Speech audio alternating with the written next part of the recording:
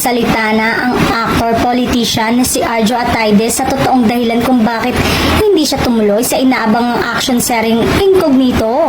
Lumabas nga kasi sa iba't ibang kapamilya fan account ang pangalan niya bilang parte ng cast ng nasabing teleserye na pagbibidahan ni na Richard Gutierrez at Daniel Padilla. Kaya nagulat ang mga netizen nang hindi makita si Arjo sa nilabas na teaser ng Star Creative at ABS-CBN Studios. Say ng aktor, "I feel really bad to be not part of the show. Not for anything. But again, like what I said po, hindi ko na pahahabain ang aking explanation na may mabigat na puso na kailangan kong tanggihan.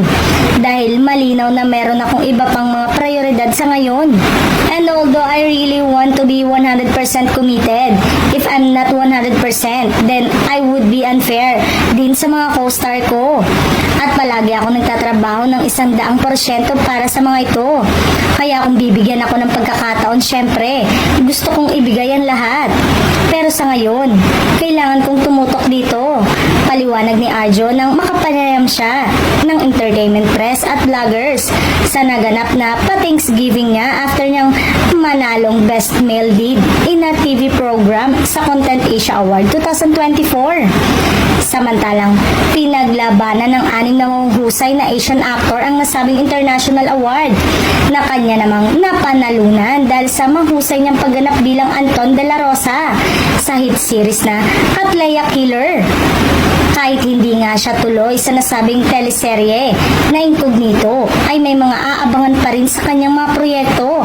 Ang mga pelikulang Top Up na kasama niya si Julia Montes at Moonglow, pati ang inaabangang pagbabalik ng serye ng The Bagman, kung saan makakasama naman niya si Judy Ann Santos at John Arcilla. Pinalabas nga sa nasabing Thanksgiving event ang mga teaser ng mga proyekto ni Arjo na pinalakpakan ng mga nakapanood dahil sa magandang visual, storyline, world-class production at syempre, ang mahusay na pagganap ng aktor sa iba't ibang karakter na binigyan niya ng magkakaibang atake.